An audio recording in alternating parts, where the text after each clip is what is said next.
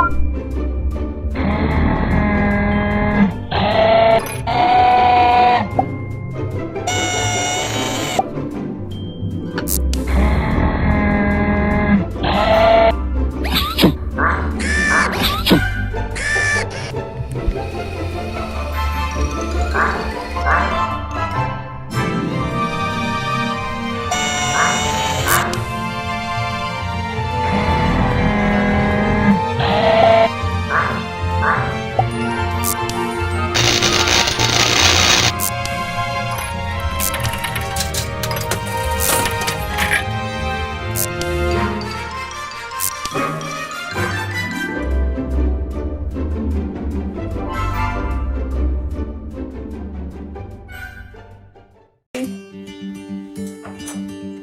hi. Welcome to the Construction Zone Online. You caught me at a tea party right now. I'm Pastor Markus, OG, and here's a bunny. Have you ever wondered why you see so many bunnies at Easter time? There's a lot of fables and folklores and different beliefs of where that came from. But one thing's for sure, it has nothing to do with the Bible story. Has nothing to do with the resurrection of Jesus at all. You know, I like bunnies. God made bunnies. But if you really wanted a good representative, an animal that would represent Easter, a better choice would be a lamb. Why? Because the Bible says Jesus is the Lamb of God. And we're going to explore today why Jesus was called the Lamb of God right after this. This is good tea. Delicious. Hello kids! Welcome to Super Chef International, the show where we teach you how to be a super chef. Today on Super Chef International we have a special treat for you. We are going to learn how to make squid ink waffles with Super Chef Japan, Chef Morimoto. Oh, it seems Super Chef Japan will not be able to make it today. I guess he overslept. So instead, we have a show favorite, Chef Murph. Hey everybody, and everybody's buddy. Hello, Chef Murph. Thanks for stepping in today. Dude, you call me so often, I started renting an apartment across the street. Poor Chef Morimoto. He must have had a hard time sleeping last night. When I can't sleep, I count sheep. When I can't sleep, I talk to the shepherd. He's awake all night too. And speaking of sheep, I have a very special treat.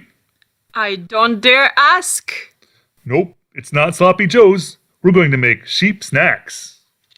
Sheep snacks? Like a plate full of grass? No, it's not food for sheep. It's food that looks like sheep. We're going to be making adorable sheep out of cauliflower. This I gotta see. My helper OG will demonstrate. Take it, OG. Thanks, Murph! To make cauliflower sheep, you need 4 ingredients. You need cauliflower, olives, raisins, and toothpicks. Choose a cauliflower that looks kind of sheepy. An olive will be the head. Put 2 toothpicks where you want the sheep's head to go.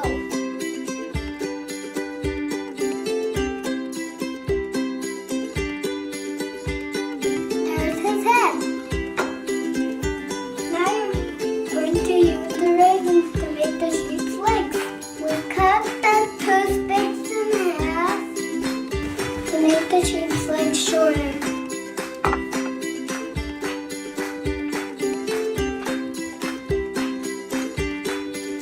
It's like putting beads on the necklace.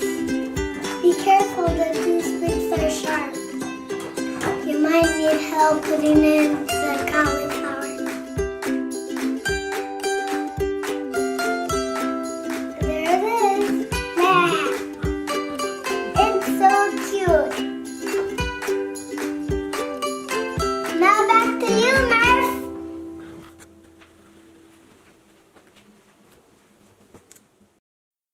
Murph, those sheep are so cute. You almost hate to eat them. You know, people like sheep because they're known for being quiet, gentle, and innocent. They would make great pets. Do you know that Jesus was called the Lamb of God?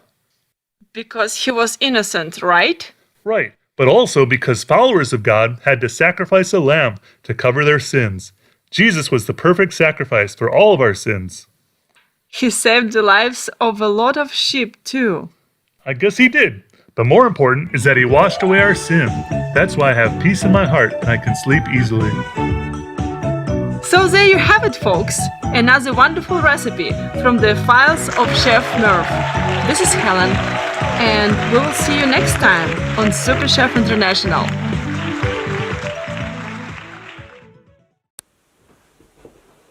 So Jesus is called the Lamb of God. Where does that come from? Well, in the New Testament, Jesus is called the Lamb of God more than 20 times. The first time is in John 1:29, where John the Baptist sees him and he says, "Behold the Lamb of God who takes away the sin of the world." Now, from the beginning, God had a rule for the people who followed him, and they had to take an innocent animal as a sacrifice for sins. It had to be without blemish. That means no spots, no defects. They would take it to the priest, and the priest would put it on the altar and kill it in such a way that the blood would flow from the animal. Leviticus 17:11 says, "Blood makes payment for sins."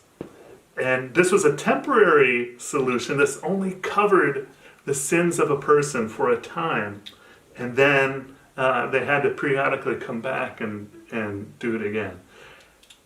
What was God trying to teach us there? Well, he was showing that sin is so terrible that an innocent animal had to die so that those sins would be covered. Sins are anything that you do that displeases God, any thoughts, any words, any deeds you have that displease God. And so Hebrews 9:21 says, "Without the shedding of blood, there is no forgiveness of sins." And so, can the blood of a sheep take away your sin? No, it can't. But what God was showing his people was a picture of the future of what Jesus would do later for us. And he would be the perfect sacrifice by dying on the cross for our sins. Wouldn't just cover us for a little while, but his power, the power of his blood, was capable of removing our sins. And so Jesus was spotless, not in the fact that he had no birthmarks or that his skin was perfect in some way, but that he was spotless in that he lived a sinless life and he walked in perfect obedience to God. Now we're going to do a Bible story about a guy named Barabbas. And Barabbas has a few verses in the Bible. So what I've done is I've kind of made a dramatization of these verses. In some ways, we don't know what Barabbas was thinking or what happened to him afterwards. So I've just created this from my own imagination in some ways. So what I want to encourage you is to go back and read the Bible for yourself. John 18 and 19 is where a lot of my verses come from, but all the Gospels tell about Barabbas. So we're going to go and we're going to look at the story right now. Barabbas stood in his cell, looking between the bars. He deserved to be in prison, and he knew it, for murder. His punishment by law would be death, but he didn't know when it would happen. Instead, he sat in his cell waiting, with bad food, little water, and lots of rats. That morning, though, he heard noise outside the prison. It was the morning they brought Jesus before the Roman governor Pilate. Pilate began to question Jesus. "Are you the king of the Jews?" "My kingdom is not of this world. If it was, my followers would try to rescue me," Jesus said. Pilate turned back to the crowd. "I don't see any reason to kill him. I usually set a prisoner free for Passover. Would you like me to release the king of the Jews?" "No, not him. We want Barabbas. Barabbas. Barabbas!" They began to shout. The killer? Pilate thought. Barabbas listened. He didn't see everything going on, but he did hear the crowd calling his name. Pilate gave Jesus to the soldiers to be beaten with a whip. They hit him with their fists. The soldiers made a crown of thorns and pressed into his head. "Hey, King of the Jews, here's your crown!" Pilate brought him out again. "Here is the man you accuse." Barabbas heard footsteps coming to his cell. A key went in the lock, and the door swung open. The Roman guard stood there. "Barabbas, the governor wants you." Barabbas stood before the people next to Pilate. He could see Jesus on the other side. He heard tales of that man before. He had healed the sick and turned water to wine. Even in his crowd, they saw Jesus as a hero. "Which shall I release to you, Jesus or Barabbas?" "Barabbas!" the crowd shouted. "Barabbas," Pilate told him. "Get out of here. I never want to see your face again." He couldn't believe his ears. Free to go? How was this possible? He fled before they changed their mind. Not far from there was a hill called Golgotha. 2 thieves were hung beside Jesus. Barabbas had met those thieves before in jail. They waited for death just like him. But they put Jesus in the middle. "That should have been my cross," Barabbas said. "He died in my place."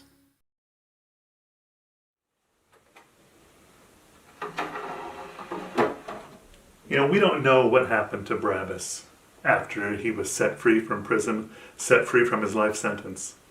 He could have, after that, said, "I am so grateful to what Jesus did for me on that cross, that I'm going to be a follower of his for the rest of my life."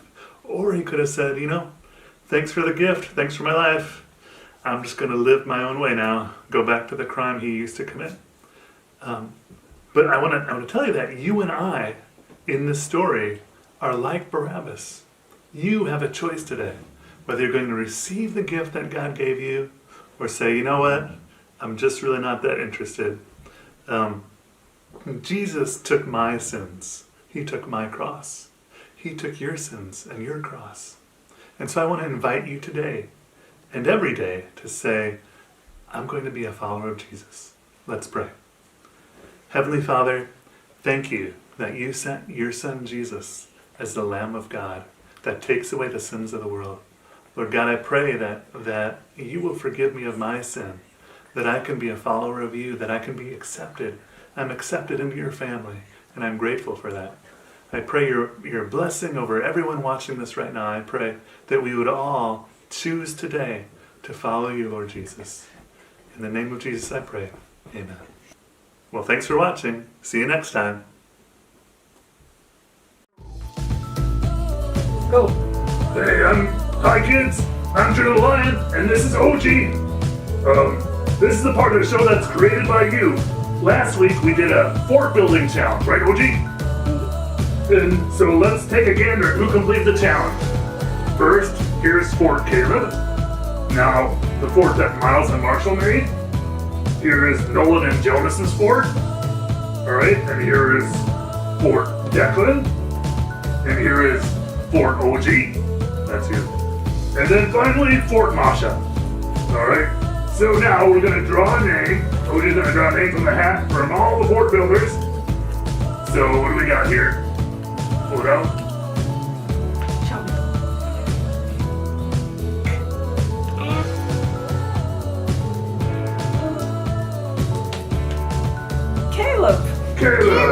Caleb on the fort building. Okay, good job.